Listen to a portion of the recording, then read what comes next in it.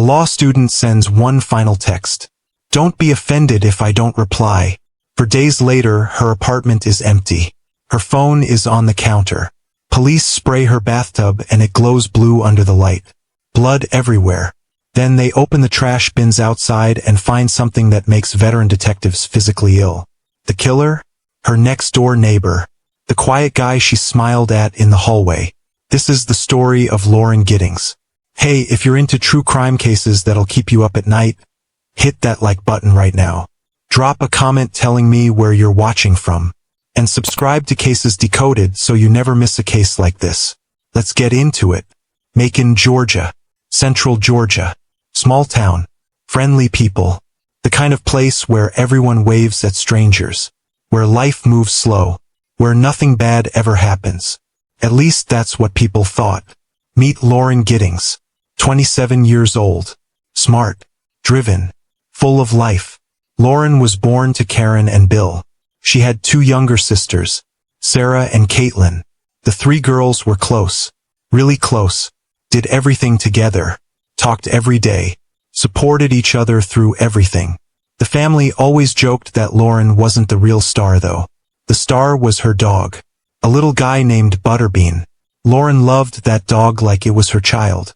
From when she was young, Lauren knew exactly what she wanted. She was focused. She had a plan. She wasn't one of those people who changed their mind every week. Her dream? To become a public defender. For those who don't know, public defenders are lawyers who help people who can't afford attorneys. People facing serious charges. People with no money to fight back. Lauren wanted to be there for them. She wanted to help people who had nobody else. That's the kind of person she was. Always thinking about others. In spring of 2008, Lauren made a big move. She left Maryland. Left her family. Left everything she knew. Moved all the way to Macon, Georgia. Why? Law school. She was chasing her dream. Macon is slow and relaxing. Everyone knows everyone. People are friendly. Welcoming. You can't walk down the street without someone saying hello. It's quiet. Peaceful. Safe. Lauren fell in love with it immediately. She fit right in. This was home now. But Lauren had someone special in her life. Someone who meant everything to her. David Van Diver. A corporate lawyer. Successful. Smart. They'd met 4 years earlier at his law firm in Atlanta. Now here's the thing. David was older. Much older. 20 years older than Lauren. When some people heard that, they raised eyebrows. But Lauren and David didn't care. They connected on a different level. David said Lauren was wise beyond her years. She wasn't immature. She was thoughtful. She understood things. They clicked immediately. Same work ethic. Same sense of humor. Dry. Sometimes silly. They got each other's jokes. Made each other laugh. Through tough times, they had each other's backs. They supported each other. Lifted each other up. David said Lauren was outspoken. She spoke her mind. Stood up for herself. Didn't let people walk over her. Intelligent. Obviously. But more than that. She was sharp. Could see through nonsense. Level-headed. Didn't panic. Stayed calm under pressure. David also mentioned something impressive. Lauren charmed his older sister. His sister was protective. Skeptical of anyone David dated. High standards. Didn't warm up to people easily. But Lauren won her over completely. David joked nobody had ever done that before. What Lauren didn't know, David was planning something big. He was going to propose. Had the spot picked out. Just waiting for the right moment. But long-distance relationships are hard. Really hard. Lauren was in Macon. David was in Atlanta. Only 90 minutes apart. But when you're both working constantly, exhausted every day, 90 minutes feels like 1,000 miles. The distance took a toll. Little arguments became bigger arguments. Missed calls turned into frustration. The stress built up. Eventually they broke up. Not dramatic. Not explosive. Just two people who loved each other but couldn't make the logistics work. During the breakup, Lauren dated someone else. Another law student named Joe. They dated for a few weeks. Maybe a couple months. But Lauren realized something quickly. She still loved David. A lot. She wanted to make it work. So she called things off with Joe. Joe wasn't happy. Nobody likes getting dumped. Especially when the reason is your girlfriend still loves her ex. That hurts. He was upset.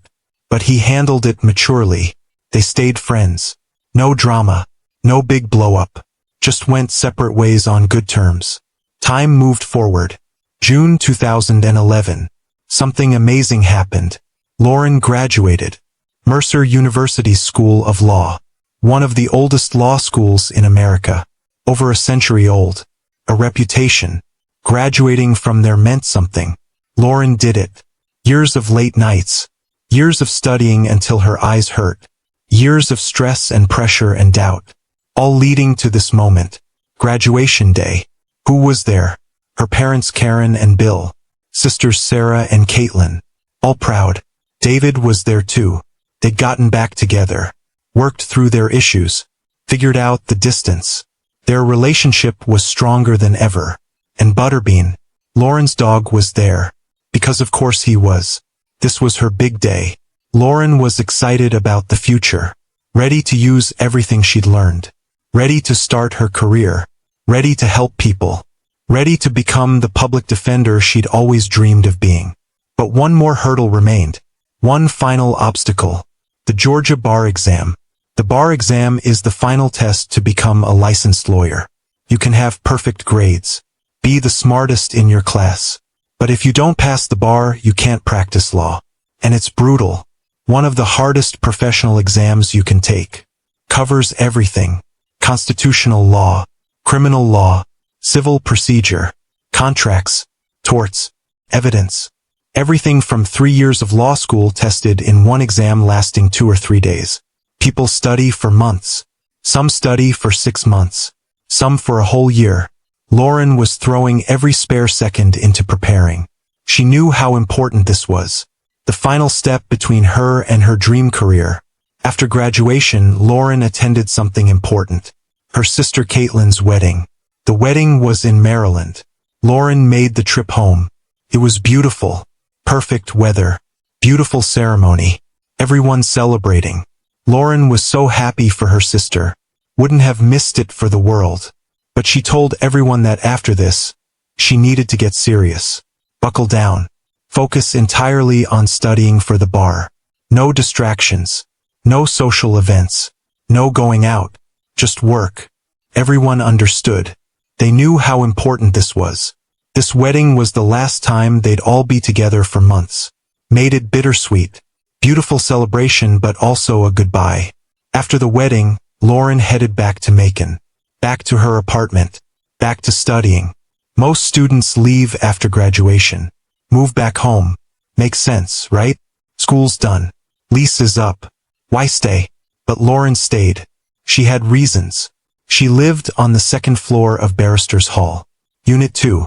Barristers Hall was built exclusively for law students. Only Mercer law students could live there. Location was perfect. Right across from campus. Lauren could still use the campus library.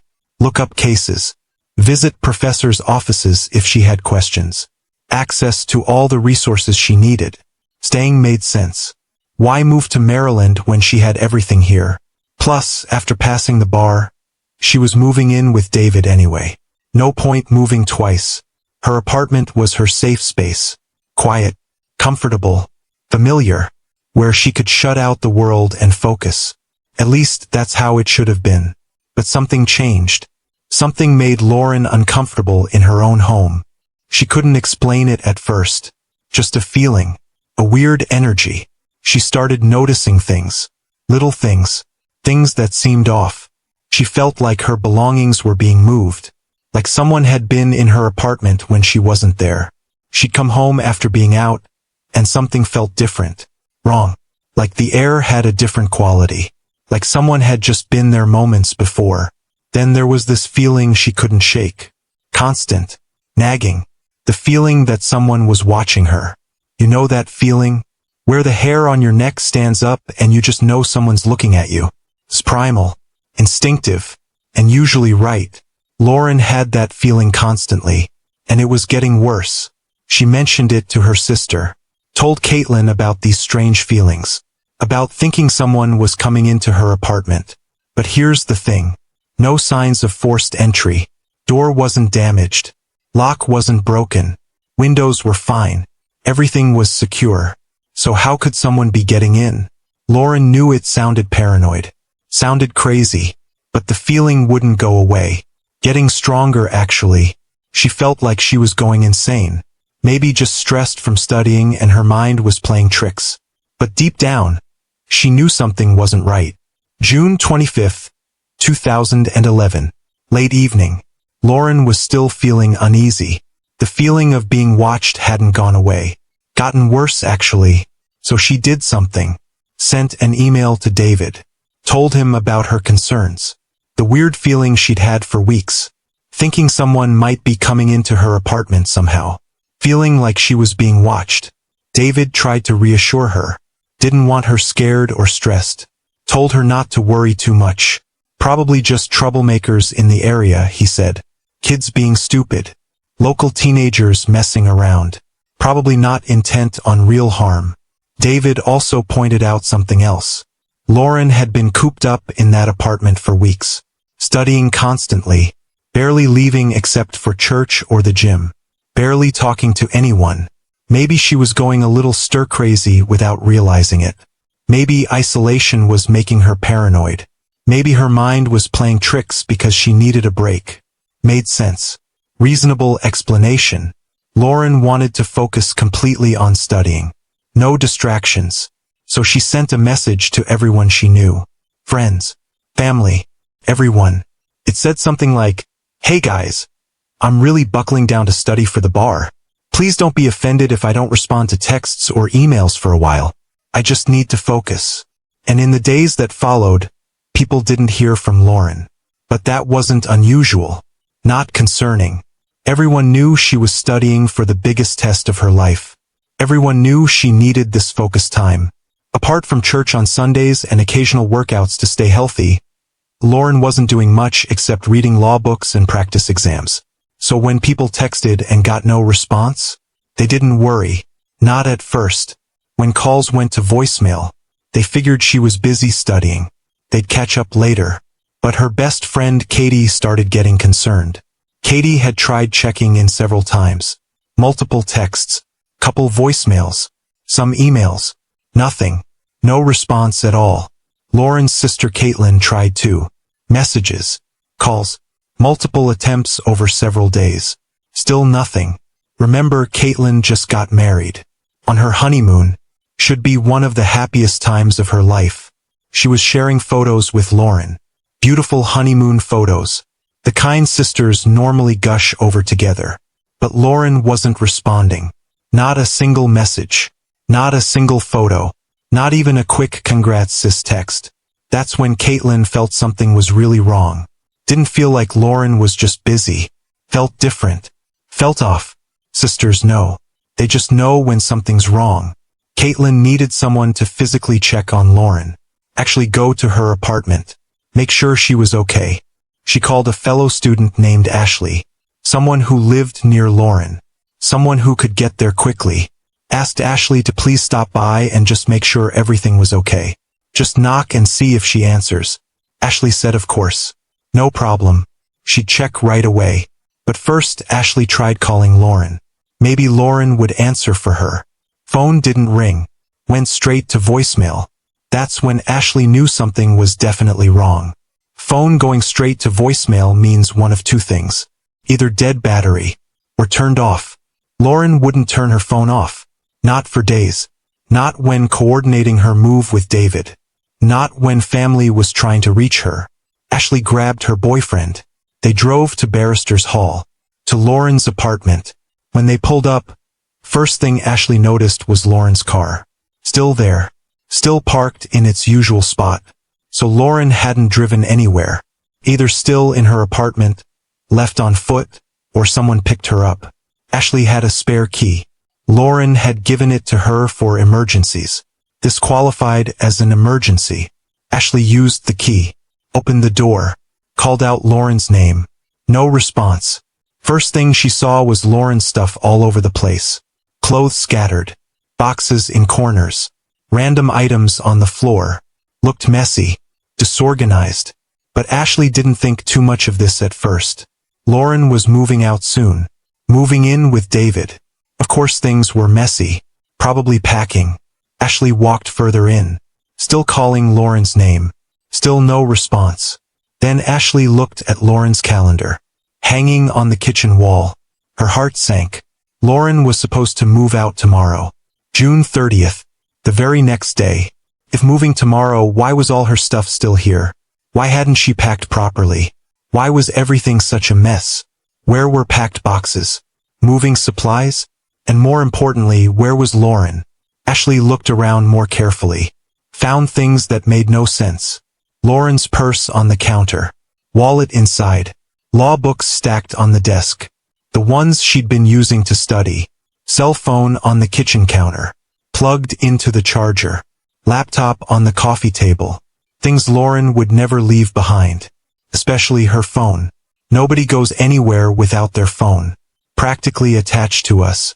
Lauren was supposed to be in constant communication with David about the move. Logistics. Timing. Everything. She'd never disappear without her phone. So where was she? Ashley immediately started calling people. Other friends. Students in the building. Anyone who might have seen Lauren. Anyone who might know where she was. Word spread quickly through the law student community. Lauren was missing. Her stuff was there, but she was gone. Even her ex-boyfriend Joe heard about it. Despite their breakup, despite the awkwardness, he still cared about Lauren. She was a good person, been kind to him even when breaking his heart. So Joe started searching, went to campus, walked around looking, checking places she might go. Library, study rooms, coffee shop. Other people searched nearby areas. The park where she liked to run, the gym, the church. Everyone trying to piece together when they'd last seen or heard from Lauren. Consensus emerged. There'd been an end-of-year party 4 days ago, June 26th. Law students celebrating end of semester and graduation. Lauren was there. Multiple people saw her, talked to her. She seemed fine, normal, happy, maybe stressed about the bar, but everyone was. She stayed at the party, then left the next morning. Everything seemed fine when she left. Then just hours after leaving, she sent that email to David. The one about her concerns. About feeling like someone was in her apartment. About feeling watched. That was the last communication from Lauren Giddings. Search continued through the evening of June 29th. Friends and students looking everywhere. No sign of Lauren anywhere. Nobody had seen her. Nobody knew where she was. Next morning, June 30th. Time to make it official. Time to call police and report Lauren missing. Lauren's family got the news in Maryland. Karen and Bill, Sarah and Caitlin, heard Lauren was missing. Something was wrong. They didn't hesitate, didn't wait, got in the car immediately, started the drive to Georgia. Almost 12 hours from Maryland to Macon. 12 hours of worry, fear, imagining the worst. 9 in the morning, June 30th. Police officers arrived at Barrister's Hall. Unit 2. Lauren's apartment. Officers did a walkthrough, looking at everything, taking notes, asking questions. Right away, they noted things that didn't add up. No signs of forced entry. Door wasn't broken. Lock wasn't damaged. Door frame intact. Windows secure. Nobody broke in. No signs of struggle. No overturned furniture. No broken lamps or frames. No marks on walls. Nothing suggesting a fight. Nothing appeared stolen. Laptop sitting right there. Valuable. Thieves love laptops. Easy to carry and sell. Phone there too. Also valuable. If this was robbery, those would be gone. But they weren't. So not a break-in. Not a burglary. But officers agreed with everyone who'd been in that apartment. Something was definitely wrong. Very wrong. They started a thorough search. Room by room. Looking for anything that might tell them what happened. One of the first things they did was use a special chemical spray. Called luminol. When you spray luminol on surfaces and turn off lights, it reacts with blood. Even if someone tried to clean up blood, Scrubbed and bleached everything, luminol can still detect it. Under ultraviolet light, blood glows bright blue. Officers sprayed in the bedroom, turned off lights and looked. Nothing. Dark. Sprayed in the living room, turned off lights. Nothing. Still dark. Sprayed in the kitchen, looked around carefully. Nothing. No reaction. Everything coming up clean. No blood detected anywhere. But then they went into the bathroom, sprayed the luminol, turned off the lights, and the bathtub lit up like a Christmas tree. Glowing bright blue. Everywhere. The entire inside of the tub glowing. Blood in that tub. Lots of it. More than from a small cut or nosebleed. The kind of blood from serious injury. Or worse. Officers looked at each other. Hearts sank. Stomachs turned. Not a missing person case anymore. Not really. Recovery mission. Looking for Lauren's body now. June 30th. Middle of summer in Georgia. Hot. Brutally hot. Temperature in the 90s. Strong breeze blowing, but just hot wind. Officers moved their search outside. Needed to regroup. Come up with a new plan. Figure out next steps. Standing outside the building, near the parking lot discussing what to do. That's when the wind shifted direction. Big gust came through. Strong enough to make trees sway. Blow papers around. And it carried something. A smell. Officers stopped talking mid-sentence. All smelled it at the same time. They were standing near trash collection area. Near big commercial dumpsters where residents threw garbage. And the smell that hit them was unmistakable. Unforgettable. Horrible. If you've smelled it, you never forget it. Unlike anything else in the world. The smell of death. Human decomposition. One officer later said, "While we were standing there, the wind started to turn. We all smell things in life that smell bad. We've all smelled garbage. Roadkill. But that smell of a body, of a decomposing body, that's one of the worst things you'll ever smell. Once you've smelled it, you can never forget it." Officers immediately went to the trash bins. Hearts pounding. Knew what they were about to find. Opened the lids of the large commercial dumpsters. What they found would haunt them forever. What they saw would stick with them. Some would need therapy. Some would have nightmares for years. A female torso, wrapped in a black plastic garbage bag. No head, no arms, no legs, just a torso. Officers couldn't confirm anything for certain yet. Needed tests, forensic analysis, compare dental records or DNA. But given everything they knew, given the blood in Lauren's bathroom, given she was missing, given the timing, they had a strong feeling whose body this was. Lauren Giddings. One detective stood there and said out loud, "I had never seen anything like that in my entire career. Who could have done this? Who could do something like this to another human being? Because truthfully, only a monster could do something like that. It was absolutely horrible." Then another detective pointed out something almost unbelievable. Twist of fate so lucky it was almost impossible. Police cars had been parked near the entrance all morning, since arriving at 9 to investigate Lauren's disappearance. And because of where they were parked right near the entrance, they were blocking the trash removal truck from getting in. Trash truck had a schedule. Came to Barrister's Hall every week, same day, same time. Today was trash day.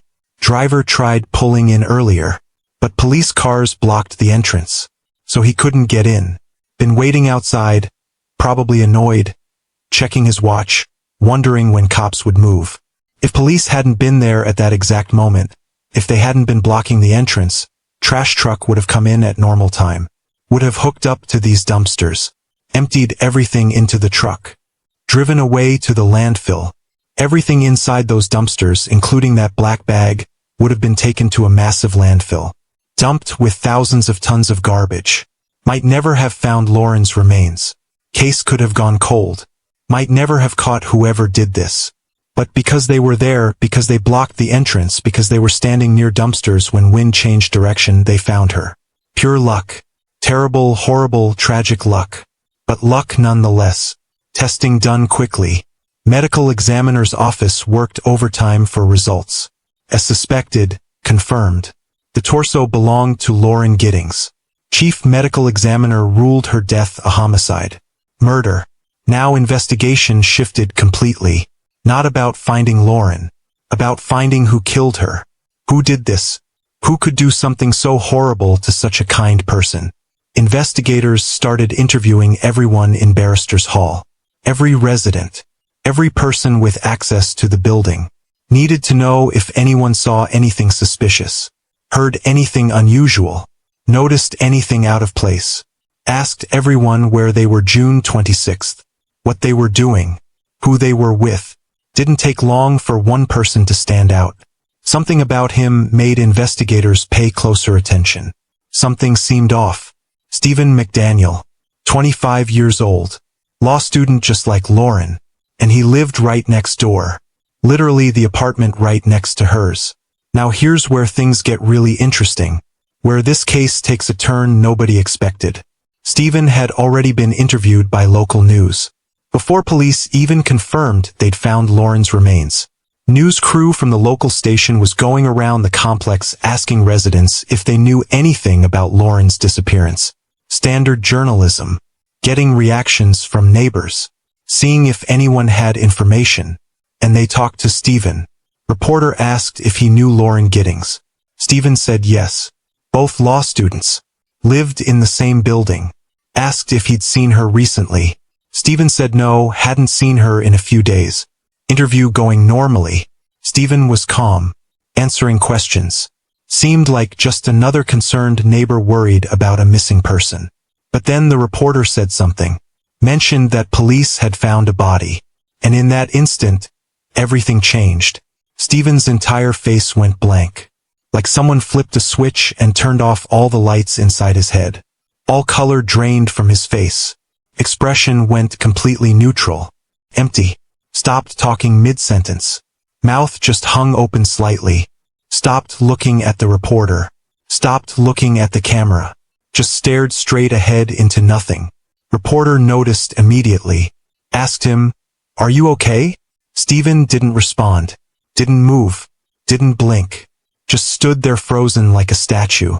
Silence stretched on. 5 seconds. 10 seconds. 15 seconds. Felt like an eternity. Reporter tried again. "Sir, are you all right? Do you need to sit down?" Nothing. Stephen completely unresponsive. Like his brain shut down completely. His body was there but he was gone. Checked out. Not home. Interview ended there. Camera kept rolling for a few more seconds, capturing Stephen standing motionless, before news crew packed up and left. When that interview aired on local news that evening, people who saw it immediately knew something was very wrong with Stephen McDaniel. That reaction wasn't normal. Not the reaction of an innocent person hearing tragic news about their neighbor. That was the reaction of someone whose entire world just collapsed. Someone who knew they were caught. Police immediately brought Stephen in for questioning. Needed to talk to him.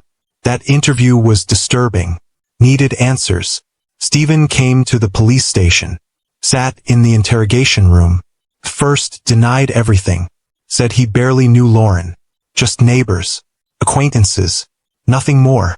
Said he was just a quiet law student who kept to himself and focused on studies. Spent most time alone in his apartment reading and studying. Said he had nothing to do with Lauren's disappearance. No idea what happened to her. But investigators weren't buying it. Could tell he was lying. Saw it in body language. Heard it in his voice.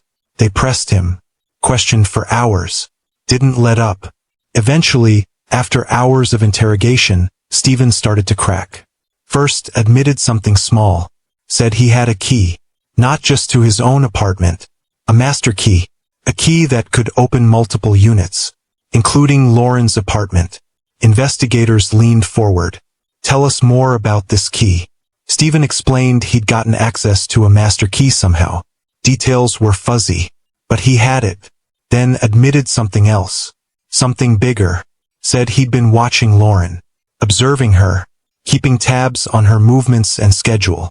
How long? Months. Maybe longer. Then even bigger admission. Said he'd been in her apartment. Multiple times. Without her knowledge. Without permission. Lauren's feeling that someone had been in her apartment? Her feeling things were being moved? Her feeling someone was watching? She was absolutely right. It was Stephen. He'd been breaking into her apartment regularly, going through her things, watching her, obsessing over her. Then, after more hours of interrogation, Stephen finally confessed to the unthinkable. Told police that in the early morning hours of June 26th, he'd broken into Lauren's apartment one final time. Said he went there with intent to take her life. Described what happened in detail. How he attacked her while she was asleep. How he carried out his terrible plan. How he tried to cover it up. Details were horrifying, disturbing beyond words. But even with his confession, police believed Stephen wasn't telling everything. Parts of his story didn't make sense. Details didn't add up. Questions remained. They obtained a search warrant for Stephen's apartment, the one right next door to Lauren's. What they found was deeply disturbing. Evidence everywhere that Stephen had been obsessed with Lauren for a very long time. Items belonging to her. Things taken from her apartment over many break-ins. Souvenirs. Trophies. Surveillance equipment. Cameras. Recording devices. Tools he'd been using to watch and monitor her. A collection of materials, notes, items that painted a picture of someone who'd been planning this for months. Maybe years. Not something done on impulse. Not a crime of passion. This was calculated, premeditated, planned. Police also searched Stephen's computer. What they found made their blood run cold. Stephen had been doing research, detailed, methodical research, looking up information on how to commit terrible acts and avoid getting caught, how to dispose of remains, how to clean up evidence, how to make someone disappear. Search history went back months. Page after page of disturbing searches. And remember, Stephen was a law student. Smart. Knew the legal system inside and out. Knew about forensics and investigations and evidence. Knew what kind of evidence could be used against him in court. Knew how police investigations worked. And yet, he still went through with it. Why? What could possibly drive someone to do this? According to investigators who interviewed people who knew Stephen, he was a loner. Always had been. Didn't have many friends. Maybe no real friends at all. Struggled in social situations. Awkward. Didn't know how to talk to people. Didn't fit in. No girlfriend. No romantic relationships. No dating history. No close connections with classmates. Sat alone in class. Ate alone. Studied alone. He was isolated. Completely and utterly alone. But Lauren had been different with him. She'd been kind. When they passed in the hallway, she smiled. Said hello. When they ended up in same place like at mailboxes or parking lot, she made small talk. Asked how classes were going. Commented on the weather. She treated him like a person. Like he mattered. Like he existed. For someone completely starved for human connection, for someone desperately lonely, that small kindness probably meant everything. But in Stephen's disturbed mind, that kindness meant something more. Something it didn't actually mean. He developed an obsession with Lauren. Dangerous, all-consuming obsession. Convinced himself there was some special connection between them. That her smiles meant something. That her small talk was flirting. That she was interested romantically. None of this was true. Lauren was just being a decent human being. Being polite to her neighbor. That's all it was. But Stephen couldn't see that. Or didn't want to. And when he found out Lauren was about to move out, about to move in with David, about to start a new chapter without him, he couldn't handle it. In his twisted logic, if he couldn't have Lauren, then nobody could. Stephen McDaniel was arrested and charged with murder. With what they'd found, the case against him was overwhelming. His detailed confession. The confession given during interrogation. Forensic evidence from Lauren's apartment. Blood in the bathtub that lit up under luminol. Items found in his apartment. Things belonging to Lauren that he'd stolen. The master key he'd admitted to having and using. His computer history. All those disturbing, incriminating searches. Testimony from other residents who'd noticed Stephen acting strangely. Lurking in hallways. Watching Lauren's apartment. Everything pointed directly at his guilt. No question who did this. But Stephen's defense team still tried to fight. They had to. That's their job. Argued his confession was coerced. Said police intimidated him. That investigators pressured and manipulated him into admitting to something he didn't do. Tried to paint Stephen as a socially awkward young man bullied and pushed around by aggressive cops wanting to close the case quickly. But prosecution had way more than just a confession. Had physical evidence. Hard, concrete evidence. Forensics. Stephen's own computer searches. Items from Lauren's apartment found in his possession. A mountain of evidence that didn't depend on Stephen's words at all. April 2014, almost 3 years after Lauren's death, Stephen McDaniel made a decision. Decided not to go to trial in front of a jury. Why? Why not fight the charges? Because if he went to trial and was found guilty, which seemed almost certain given the evidence, he could face the death penalty. Georgia has capital punishment. Uses lethal injection. And this case had all the elements prosecutors used to seek death penalty. Stephen's lawyers made it clear. With the amount of evidence against you, guilty verdict is almost guaranteed. And if found guilty, prosecution will push for death. So Stephen accepted a plea deal. Pled guilty to murder. Admitted in court he killed Lauren Giddings. In exchange for that guilty plea, for saving the state time and expense of a trial, he was sentenced to life in prison. But there was a catch. He'd be eligible for parole. Not for a long time. Not until year 2041. But technically, there was possibility he could eventually get out. For Lauren's family, this plea deal was incredibly difficult to accept. On one hand, they understood why it happened. Didn't have to sit through a long, painful trial. Didn't have to relive every horrible detail in a courtroom. Didn't have to see photos of what happened. Didn't have to hear medical examiners describe her injuries. That was a mercy. But on the other hand, they felt Stephen got off easy. Wanted him to face death penalty. Wanted him to pay the ultimate price for what he did to their daughter, their sister. But they respected the prosecutor's decision. Understood trials are unpredictable. Juries can be unpredictable. This way, at least they had certainty. Stephen would be in prison for rest of his life, or at least for next several decades. They said publicly they hoped Stephen would live a very long life in prison. In the worst possible way. Suffering every single day for what he did. After Stephen was sentenced and sent to prison, he didn't just accept his fate quietly. He wrote a letter. Long, detailed letter. Pages of complaints. In it, claimed he'd been the victim. That police treated him unfairly. That his case was mishandled from the beginning. 2-page document, written in tiny, neat handwriting. Every inch of both pages filled with small lettering. Not a single space wasted. Stephen wrote about his experience being interrogated. Painted himself as victim of police brutality and intimidation. Said during interrogation, police officers yelled at him, screamed at him, got in his face, intimidated him for hours. Claimed they wouldn't even let him use restroom without asking permission first. That they controlled every aspect of his environment to break him down psychologically. Stephen claimed at one point he became so upset he suffered a seizure. Medical emergency. Said he needed medical help. Was shaking. Couldn't breathe properly. Needed an EMT. But according to Stephen's version, police told him EMT would only examine him if he agreed to let them search his apartment first. Basically, allegedly held his medical care hostage unless he gave permission to search. And Stephen claimed even after giving permission and they searched his apartment, they never actually got him the medical care they'd promised. In his letter, Stephen demanded a new trial. Fair trial. One where his rights would be respected. But nothing came of that letter.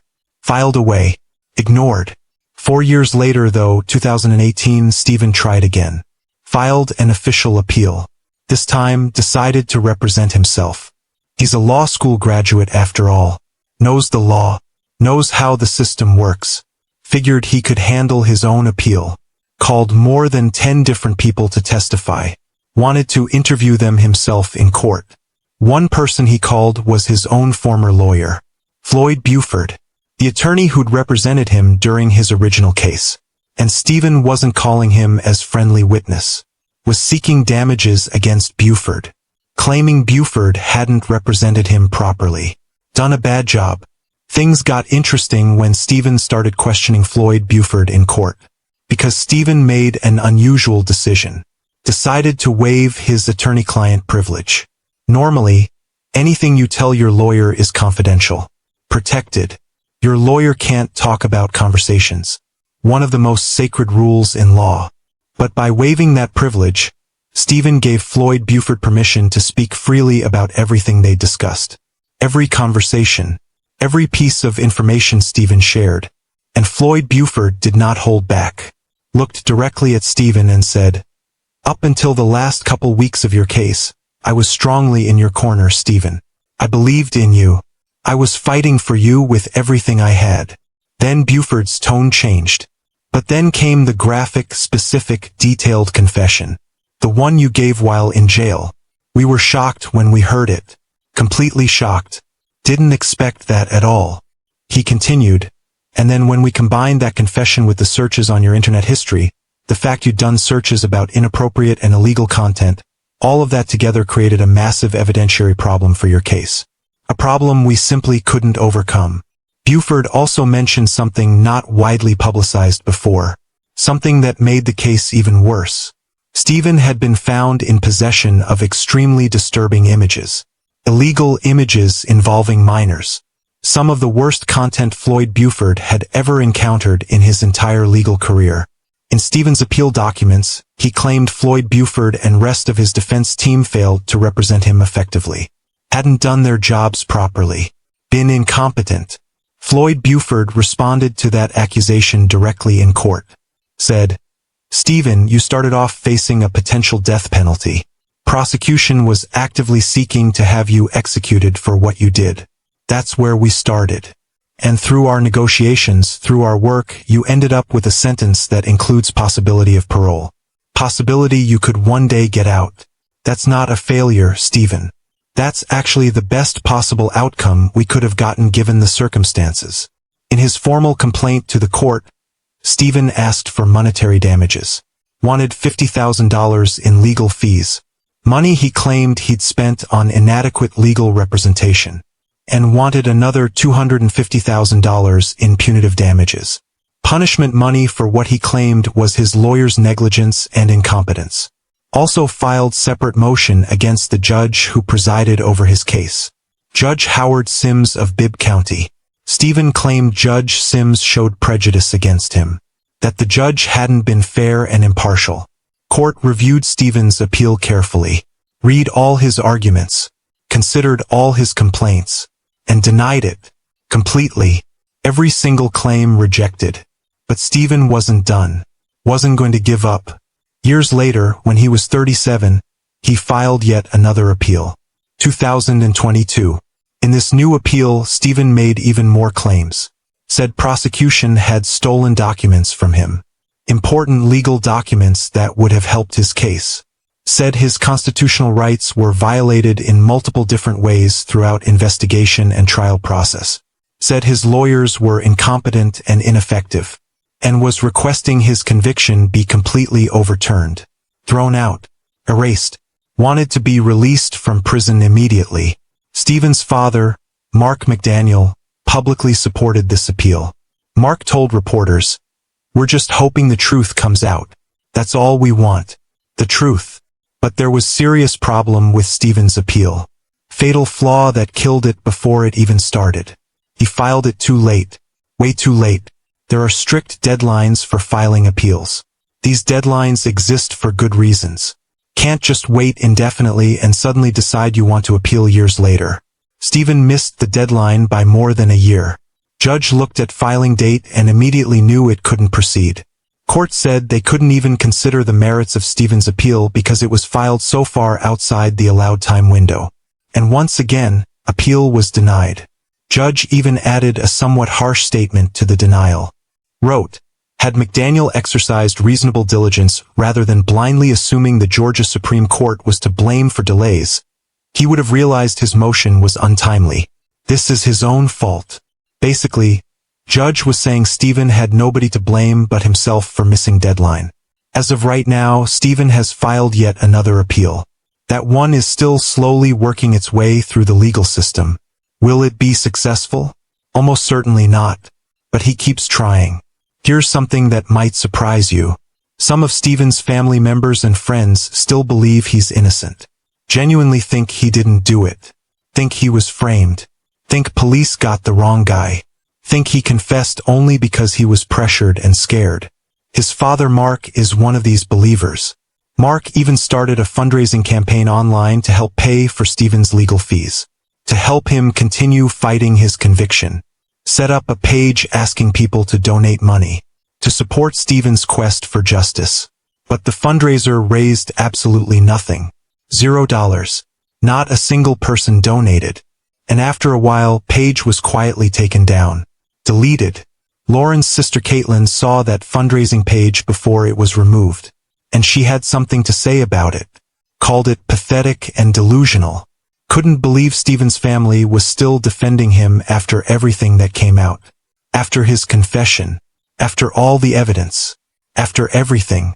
Although Stephen is technically eligible for parole in year 2041, legal experts who've studied his case believe he'll spend rest of his natural life behind bars. Nature of his crime, the brutality, the premeditation, the lack of remorse he's shown. All these factors make it extremely unlikely a parole board would ever release him. He'll be in his 50s by the time he's even eligible to apply for parole. And even then, chances of actually getting released are essentially zero. Lauren's family has found beautiful ways to keep her memory alive. They celebrate every milestone and event that Lauren should have been there for. Birthdays, holidays, graduations, weddings, anniversaries. They celebrate as if she's still there with them. Because in a way she is. Every year, family organizes memorial runs in Lauren's honor. They invite the community to participate. People who knew Lauren. People who never met her but were touched by her story. And every single year hundreds of people show up. They run in her memory. They wear pink. They celebrate her life. Lauren's sister Caitlin had a baby girl a few years after Lauren died. And she named her daughter Lauren Magnolia, after her sister. So Lauren's name lives on. Through this beautiful little girl who'll grow up hearing stories about the aunt she never got to meet. In Macon, there are 2 memorial plaques dedicated to Lauren. One is located at Mercer Law School, right there on campus where Lauren spent 3 years studying and learning and preparing for her future. Other is on a pink bench in Washington Park, right in Mercer's downtown district. That park was one of Lauren's favorite places to run. She loved running there in the early morning or late evening. It was peaceful, beautiful, a place where she could think and clear her head. Now there's a bench there in her honor, painted bright pink, with a plaque that tells her story. Lauren's family also established a scholarship in her name, the Lauren Teresa Giddings Scholarship. It helps law students pursuing careers in public defense. Students who share Lauren's dream of helping people who can't afford legal representation. Every year they award this scholarship to deserving students. Students who remind them of Lauren. Students who have that same drive, that same passion, that same desire to make a difference. At the law firm where Lauren briefly worked during her training and internships, people remember her for something specific. She always wore bright colors, especially pink. In a profession famous for black suits and conservative dress codes, Lauren stood out like a beacon. She wore pink blazers, pink dresses, pink shoes, pink accessories. Wasn't trying to be rebellious. Wasn't making some big political statement. She just loved the color pink. It made her happy, made her feel confident. And the people at that law firm loved it. They started a tradition because of her. Called it Pink Wednesdays. Every Wednesday, people in the office would wear something pink. Pink tie, pink shirt, pink earrings, something pink in honor of Lauren. They joked she was like Elle Woods from the movie Legally Blonde. The character who goes to Harvard Law School wearing pink and defies everyone's expectations. One of Lauren's close friends explained what Lauren's fashion choices meant. She said, her choice to wear bright colors in such a traditionally conservative working environment always made people smile. It started conversations. It made people happy. She immersed herself in a profession known for black pinstripes and boring suits. And pink was her way of saying, bring it on to the world. Her way of staying true to herself while still being professional. Friends say that perfectly summed up who Lauren was as a person. She made herself hard to miss. Was unapologetic about who she was. Didn't try to fit into anyone else's mold. She was driven. Go-getter. Ready to take on anything and everything that came her way. She was going to be an amazing public defender. Was going to help so many people. Was going to make such a difference in the world. Let me tell you more about what made Lauren special. Because this wasn't just another law student. This wasn't just another tragic story. This was a real person with real dreams and real relationships. Lauren's friends described her as the kind of person who would drop everything to help you. If you needed something at 2 in the morning, she'd be there. No questions asked. No complaints. That's just who she was. In law school, she was known for forming study groups. Not just for herself. For other students who were struggling. She'd stay up late helping people understand concepts. Going over practice questions. Making sure everyone had a chance to succeed. She didn't see other students as competition. She saw them as colleagues. Future fellow lawyers. People she'd be working alongside for years to come. Her professors at Mercer said she had something special. That spark. That drive. That combination of intelligence and compassion that makes great lawyers. One professor said Lauren asked better questions than most practicing attorneys he knew. She didn't just memorize case law. She understood it. She could apply it. She could see how it affected real people's lives. That's what made her want to be a public defender. She saw the justice system failing people who couldn't afford lawyers. She saw people taking plea deals not because they were guilty, but because they couldn't afford to fight.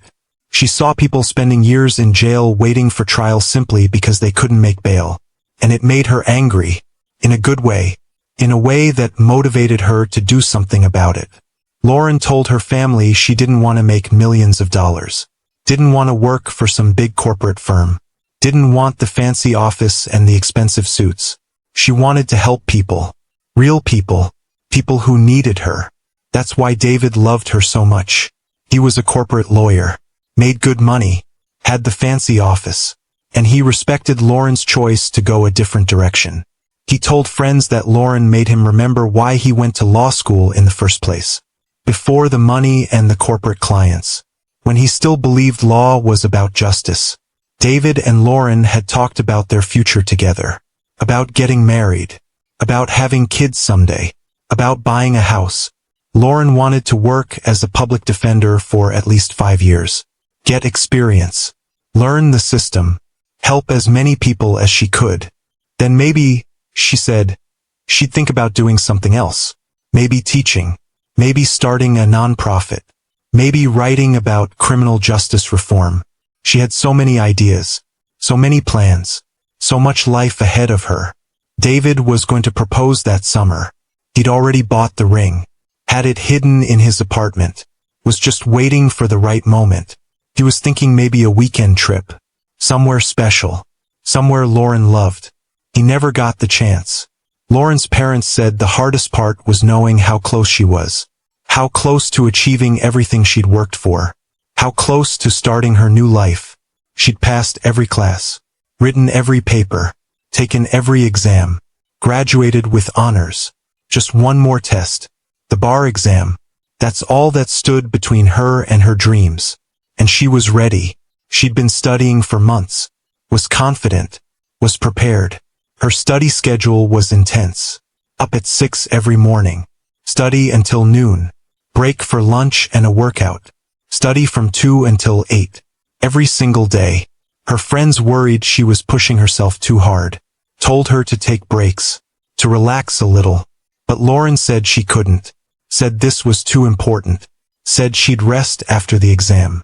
She had her whole life to relax, she said. Right now she needed to focus. Looking back, her friends wish they'd insisted more. Wish they'd made her take a day off. Go to the movies. Go out to dinner. Something.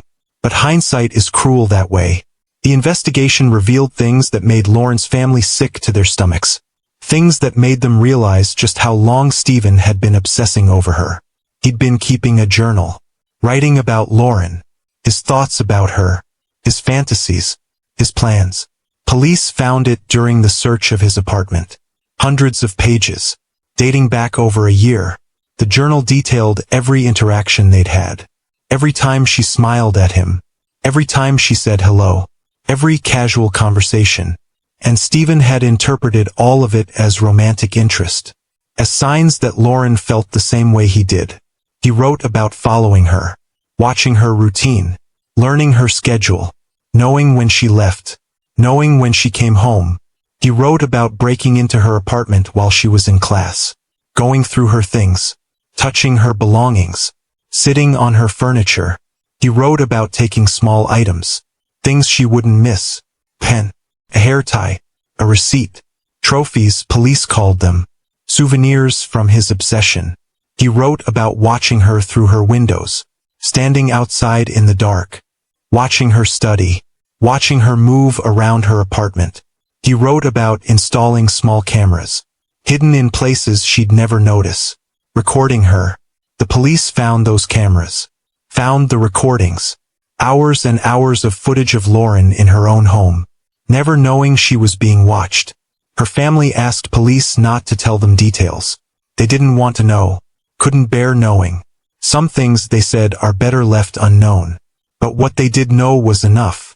Enough to understand that Lauren had been living in a nightmare without even realizing it. That feeling she had? That sense that someone was in her apartment?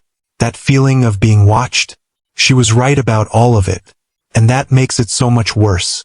She knew something was wrong. She told people. She asked for help. And everyone, including David, told her she was being paranoid. Told her she was stressed. Told her she was imagining things. Nobody took it seriously enough. Nobody investigated. Nobody checked. David carries that guilt every day. Wishes he'd listened. Wishes he'd driven down there immediately. Wishes he'd insisted she come stay with him until the bar exam. But he didn't. And he has to live with that. Lauren's sisters carry guilt too. Wish they'd been there. Wish they'd insisted Lauren come home to Maryland. Wish they'd paid more attention. But they were living their own lives. Caitlin was on her honeymoon. Sarah was working. Their parents were busy. Nobody could have known. That's what everyone tells them. Nobody could have predicted this. But it doesn't make it easier. The community of Macon was devastated. This kind of thing didn't happen there. Macon was safe, quiet, peaceful. Except it wasn't. Not anymore. Barristers Hall sat empty for months after Lauren's death. Students didn't want to live there. Too many bad memories. Too much pain. Eventually, the building was sold. Converted into something else. The name was changed. They wanted to erase the association. But the people who were there, the students who knew Lauren, they'll never forget. Mercer University held a memorial service for Lauren. Hundreds of people attended. Students, professors, staff, community members. They shared stories about Lauren, about her kindness, her intelligence, her drive, her humor. They talked about how she made everyone around her better, how she lifted people up, how she never had a bad word to say about anyone. They talked about the loss, not just to her family, to the entire legal profession, to all the people she would have helped. One professor said, "We didn't just lose a student, we lost a future advocate, a future champion for those who have no voice, and that loss is immeasurable." The speech was published in the local paper. Lauren's family framed it. They read it whenever they need to remember the impact Lauren had on people, because that's what they focus on. Not how she died, but how she lived. Not the horror of her final moments, but the beauty of her 27 years. They choose to remember her smile, her laugh, her terrible jokes that nobody thought were funny except her stubbornness, her determination, her love. They choose to celebrate her life instead of mourning her death. It's not easy. Some days are harder than others. Birthdays, holidays, the anniversary of her death. But they get through it, together, as a family, because that's what Lauren would have wanted. She wouldn't want them to fall apart, to give up, to stop living. She'd want them to keep going. to keep fighting, to keep believing in the good in people. Even after everything that happened, Lauren's family still believes most people are good, still believes in kindness, still believes in helping others, because Lauren believed in those things, and they're keeping her beliefs alive. That's the real legacy. Not just the scholarships and the memorials and the pink benches. It's the way people remember her. The way they try to be a little kinder because of her. The way they work a little harder. The way they help a little more. That's what Lauren Giddings left behind. And that's what will never die. Lauren's sister Caitlin put it beautifully. Said, "It's not like Lauren doesn't exist in our lives anymore. She does. She absolutely does. It's just very different now. We carry her with us every single day." Lauren Giddings had her whole life ahead of her. Only 27 years old. So young. So much potential. Just graduated from law school. Accomplished something incredible that takes years of hard work. About to move in with David, the love of her life. The man who was going to propose. About to start her dream career. About to become the public defender she'd always wanted to be. About to help people who desperately needed someone in their corner. But all of that was taken from her. Stolen. By someone she'd shown nothing but kindness to. By someone she'd treated with respect and dignity. By someone who lived right next door. Her story is a reminder that evil can hide anywhere. Sometimes in the most unexpected places. Sometimes right next to us. It's a reminder that even when we do everything right, even when we're kind and careful and smart, tragedy can still find us. But her story is also a reminder of the incredible impact one person can have on the world. Lauren's life was cut brutally short, but her legacy continues. Through the scholarship that bears her name, helping future lawyers pursue her dream. Through the memorial runs held in her honor, bringing communities together. Through the pink benches and plaques that remind people of her vibrant spirit. Through her niece who carries her name and will grow up knowing what an amazing person her aunt was. Through every Wednesday when people wear pink and remember the girl who wasn't afraid to stand out. Lauren Giddings may be gone, but she will never, ever be forgotten. If this case hit you hard, if Lauren's story touched your heart, please smash that like button right now. It helps us more than you know. Drop a comment below. Tell me your thoughts. Tell me where you're watching from. Let's talk about this case. And make sure you're subscribed to Cases Decoded with notifications on. We cover cases like this every week. Deep dives into the cases that shocked communities. The cases people can't stop talking about. Cases that deserve to be remembered. Thanks for watching. Stay safe out there. We'll see you in the next one.